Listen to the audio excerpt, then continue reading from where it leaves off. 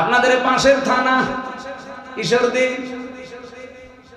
আজকে 11 তারিখ 9 তারিখ আমার অনুষ্ঠান ছিল ওই থানার ভেতরে। একজন বলেছে না উনি আসলেই শুধু রাজনৈতিক কথা বলে না, কি যেন আল্লাহর এক নবীর নামে নাম তার,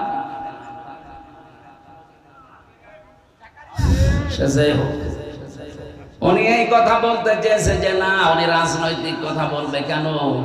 আরে ভাই আমি কি রাজনৈতিক কথাগুলো আমি বানিয়ে বলি? বলেন, আপনার পেটের উপরে পাড়া দিলেও তো আপনি কোরআনে রাজনীতি আছে কিনা বলতে পারবেন না। একজন আলেম যদি আমার বাধা দিত, নিষেধ করতো, আমি মেনে নিতাম। আপনি কেন ফতোয়া দেন? অথচ দিন কায়েমের কথা বললে ফতোয়া দেওয়া নিষেধ। আনাকিমুদ্দিন ওয়ালা তাতাফাররাকু ফি, আপনি যাই করেন এই বিষয়ে কোনো মত পার্থক্য করা যাবে না।